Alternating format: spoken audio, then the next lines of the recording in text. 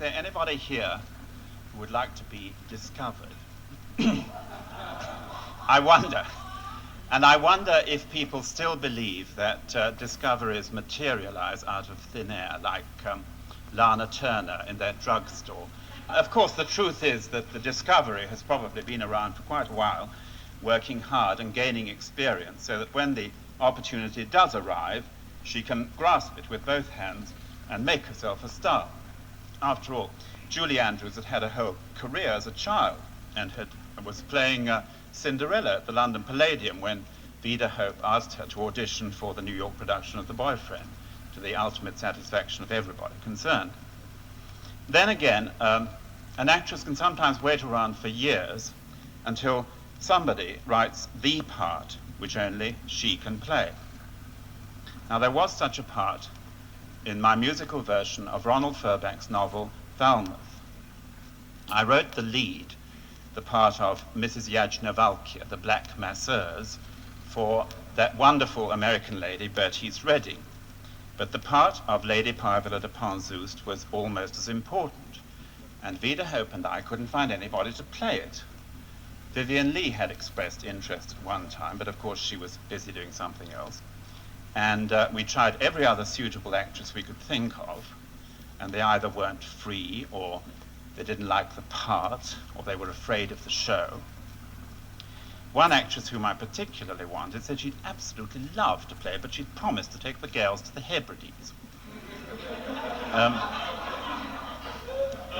We were within a week or so of rehearsal and getting rather desperate when I suddenly remembered a girl who had been in a revue which Vida and I had done at the Edinburgh Festival a few years previously. In fact, I'd known her since she was 19, and she'd been hovering on the brink of success for some time. She'd even played a lead in a West End musical. She'd never quite made it, and she was on the point of giving it up altogether. Her name was Fenella Fielding, and although she was still only in her 20s, we took a chance and cast her as an aristocratic nymphomaniac of 70. In this song, she is apologizing to her late husband for her wicked behavior.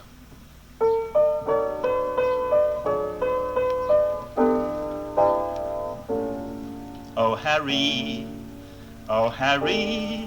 are you gazing down from heaven on little me? And are you simply horrified by what you see?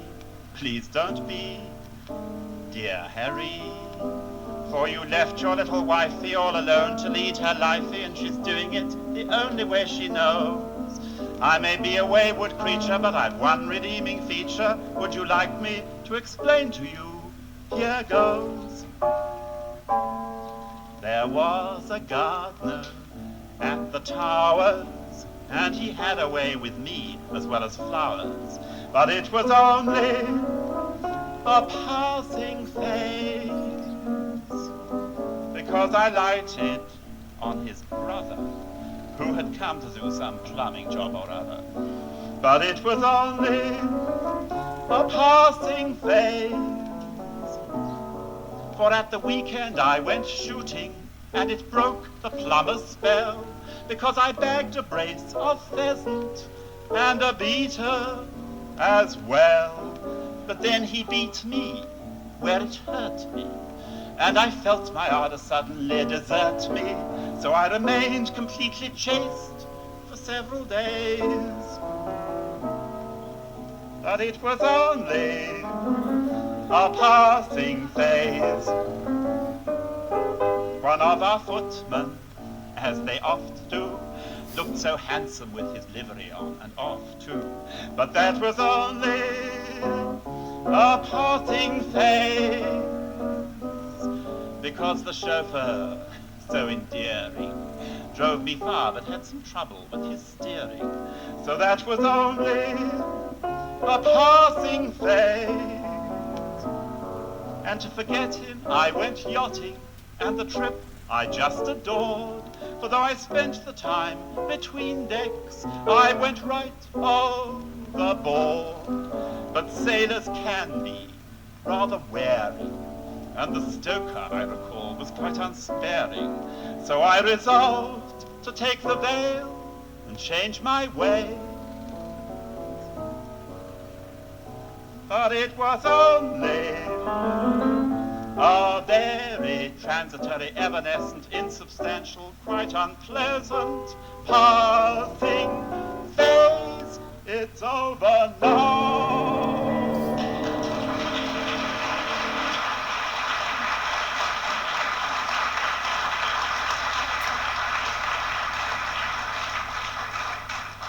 Valmouth was very definitely a ladies' show, and I think most people who saw it have a fond memory of one song in particular, a duet for Mrs. Yadge and her old crony, Mrs. Took, Granny Took, played by Doris Hare.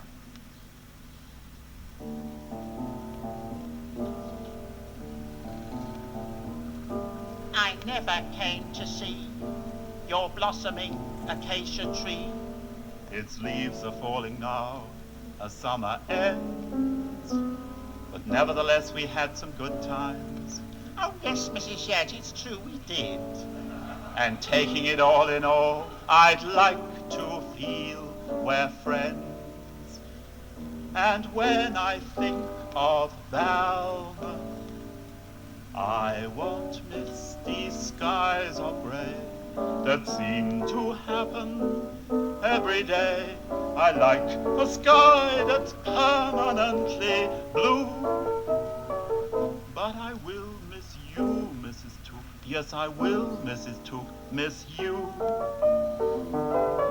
And I won't miss the frightful bore of English Sundays. And what's more, I'll never miss the foggy, foggy dew. But I will miss you, Mrs. Took. Yes, I will, Mrs. Took, miss you. Although we had our quarrels, they mattered not a pin. We may have different morals, but we're sisters under the skin. And when I'm on that tropic isle, as evening falls, I'll sit and smile to think of all that passed between us two. And I will miss you, Mrs. Took. And I will, Mrs. Yadge, miss you. And I will miss you, Mrs. Took. I will miss you.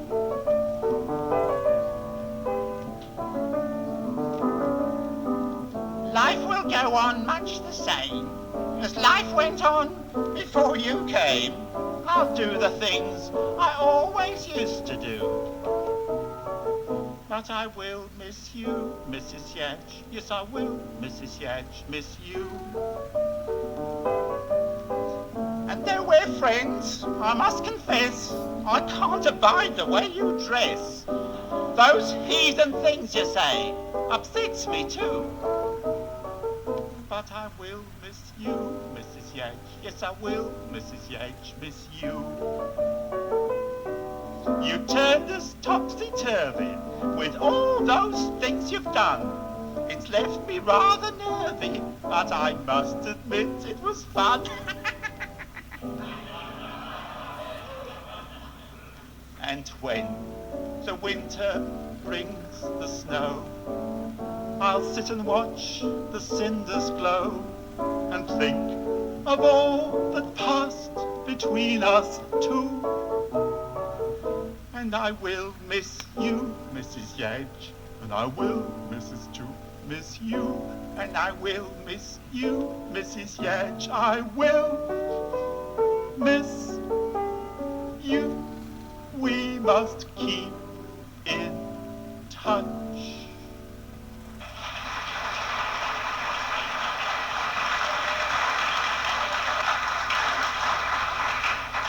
My next song comes from the sequel to The Boyfriend, Divorce Me Darling, which also originated here at the Players. It was a show which most of the critics disliked, but which I and a few other people had a soft spot for. I had a particularly soft spot for the vision of Joan Heel when she appeared in the last scene for no reason at all on the bridge of a yacht in immaculate naval uniform, looking like every continental disease of the 1930s rolled into one. I've traveled the 7 seas, from Frisco to Hong Kong, and I have learned a lot along the way. I've done as I darn well please, and sometimes I've gone wrong, but I'm alive to tell the tale today. So when I see those fresh young sailors come ashore from off their ships, I feel inclined to say, do you mind if I offer you some tips?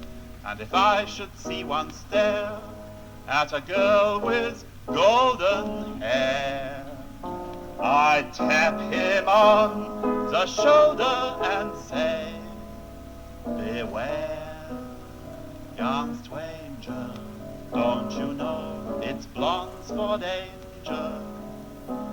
When a blonde appears, get ready for action.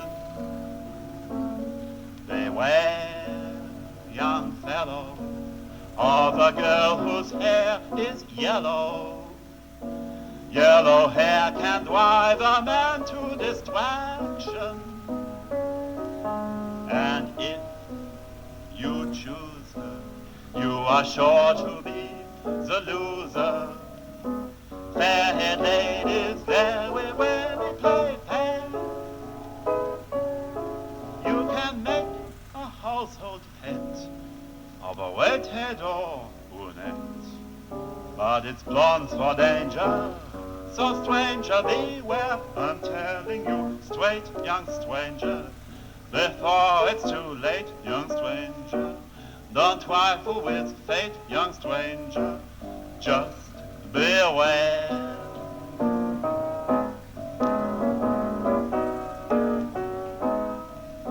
When a blonde appears, get ready for action. Beware, young fella, of a girl whose hair is yellow.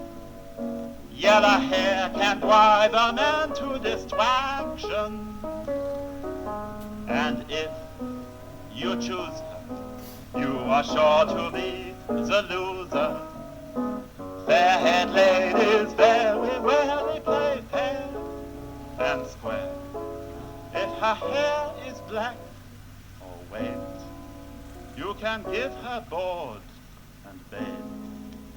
But it's blondes for danger, so stranger beware.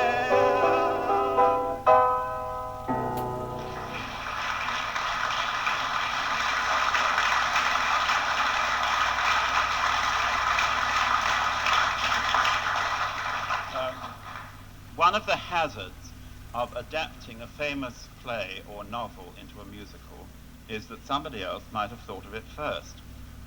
This happened to me fairly recently in the case of Christopher Isherwood's Goodbye to Berlin. And of course it's a marvelous idea, if only because of the entrancing character of Sally Bowles. But I think the real leading lady is a city, Berlin, in the years when the Nazis were coming to power.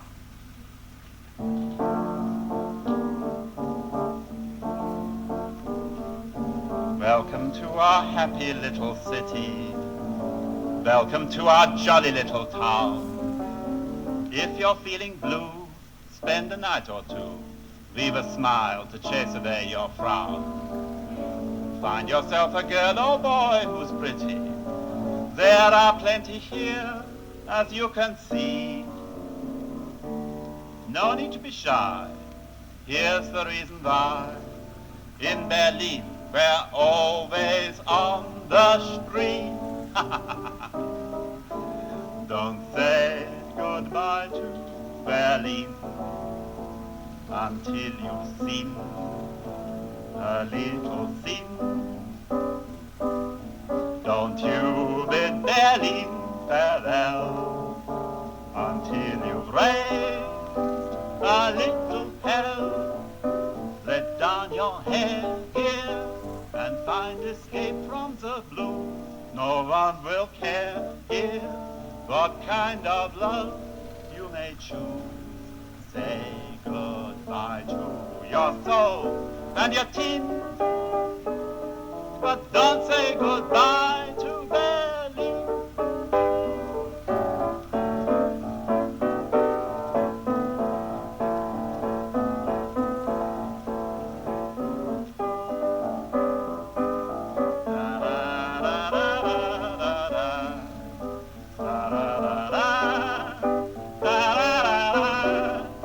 Let down your hair here and find escape from the blues. No one will care here what kind of love you may choose. Say goodbye to your soul and your teens, but don't say goodbye. Don't say goodbye to Berlin.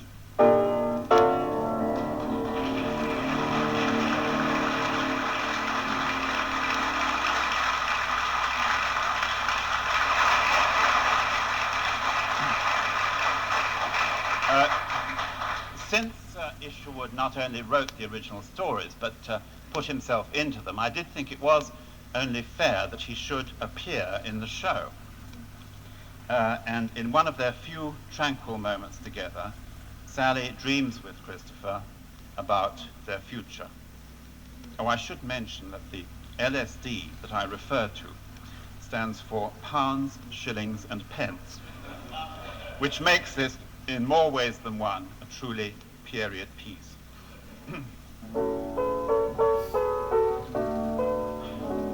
I suppose that we'll look back on this moment in Berlin when the future seemed so black and the times were pretty thin, and we'll say, to think we stood it, what a ghastly time we had.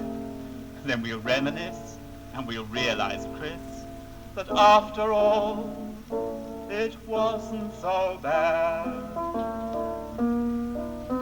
When you're a bestseller and I'm a star, driving round in a great big car, we'll think of today and we'll say, ha ha, it might have been worse. And when we're out riding in Rotten Row, cutting dead all the dukes we know, we'll think of today and we'll say, hey ho, it might have been worse.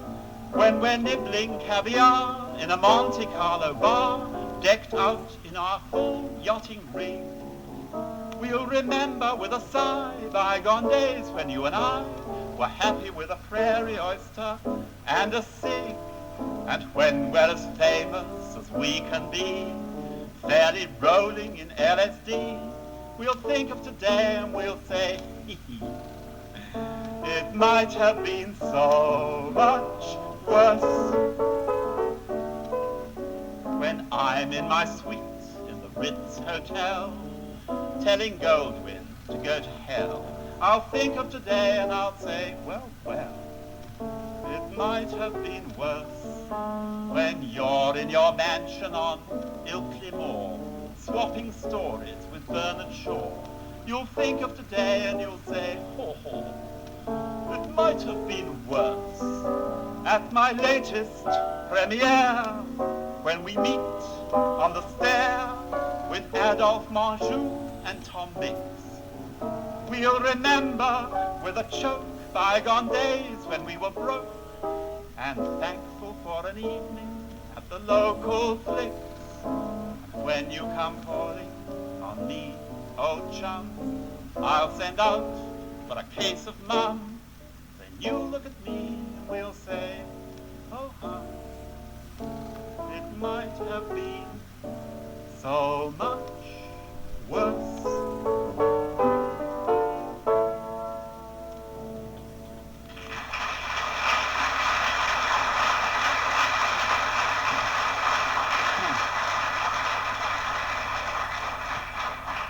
I think my strangest leading lady was in His Monkey Wife.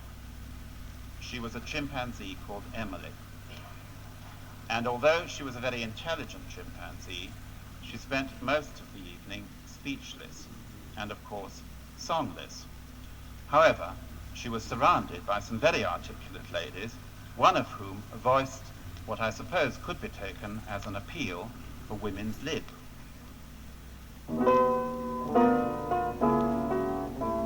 The day that I was married, I saw my mother cry. It didn't take me long to find out why. Marriage is sublime, marriage is supreme, marriage is fulfillment of a woman's fondest dream. It started when the human race began. What a shame it began with a man.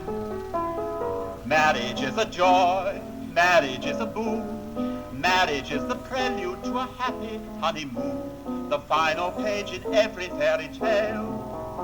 But the sting in the tale is the male. A man about the house is an amenity at which I wouldn't grouse. But men become bullies and brutes and bears when the house they're about isn't yours but theirs. Oh, marriage means a cake, marriage means champagne, marriage means a little angel holding up your train. It's also something borrowed, something blue, and the thing that is blue could be you.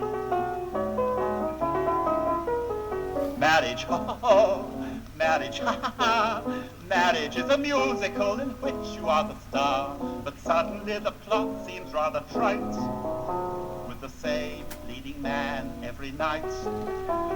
Marriage, tra-la-la, marriage, tra-la-lay, marriage is a sacrament, I heard the vicar say, but he left out the most important bit, that it means sacrifice, and you're it. A man who comes to call could be the charming prince who takes you to the ball. But one thing His Highness may not explain is that after the ball comes the ball and chain. Oh, marriage, marriage, me, me, me. Marriage means you're taking him and then he taketh thee.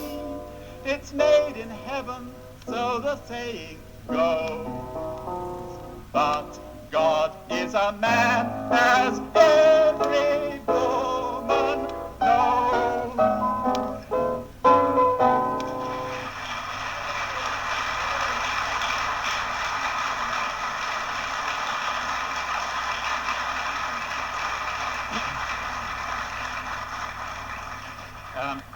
Despite the insinuations of one or two critics, I do not prefer leading monkeys to leading ladies. In fact, I once wrote a show that required 6. Yes, it was about Henry VIII. And it was never produced, alas, but we did do an excerpt from it on television. And we managed to bring all 6 wives in 10 minutes. Wife number 4, Anne of Cleves, was played by Rachel Roberts. Now, Rachel's first job was in the original production of The Buccaneer at the Watergate Theatre. And I've often wished that she could have appeared in more and better musicals, but still, she hasn't done badly. This damp and dreary island is not a place to stay. I'd rather be in my land where the sun shines every day, well, every other day. The people that I've seen here just make me cry a leck, and not that I have been here. I want to go back. Take me home where the summer's longer. Take me home where the beer is stronger. Take me home, oh take me home to Cleves. Take me home where the men are couther. All the Germans are not like Luther. Take me home, oh take me home to Cleves. There is never any fog there, and I've left the ducks and dogs there, for whom my poor heart grieves. I don't mind if I miss Westminster, I'd be glad to remain a spinster. Take me home, oh take me home to Cleves.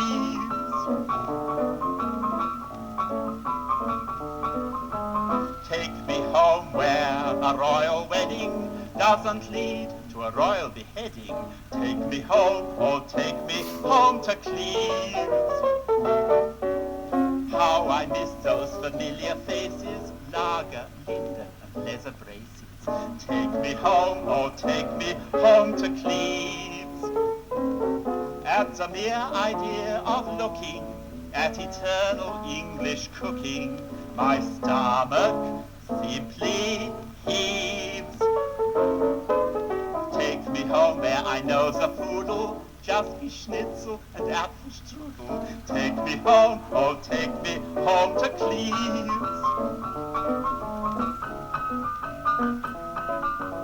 Take me home where my sister Frieda rends the air with her favorite Lieder. Ach, meine Schwester, ach, meine lieber Cleves. Every night when his work's not vital, mein Papa gives a flute recital. Das ist schön, nicht wahr? When the music gets too modal, I am called upon to yodel, and I can shake the eaves. Oh, yodel lady, take me home and I'll cut my losses once I'm back where the family schloss is. Take me home, oh take me home to Cleves, please do. And perhaps you'd like to live there too, would you?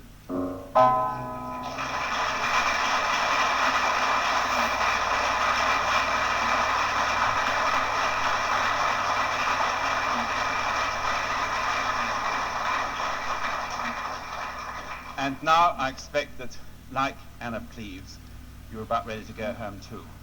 And this is how we used to send them home from the Watergate.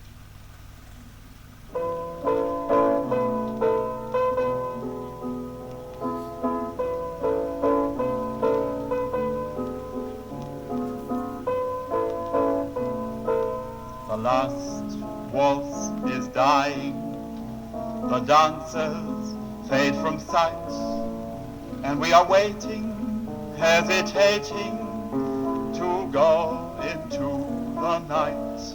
But don't be afraid of the dark. Stars overhead will be sure to shine as we walk home with your hand in mine. So don't be afraid of the dark. Don't be afraid of the night. Smile at the moon and forget your fear. Only remember that I am near, and don't be afraid of the night. Slowly homeward we will wander, and if we should go astray, there's a lamp shines over yonder that will guide us on our way. So don't be afraid of the dark. Though the night seem to go slowly past, even the longest must end at last. So don't be afraid of the dark. Don't be afraid of the dark. Don't be afraid of the dark.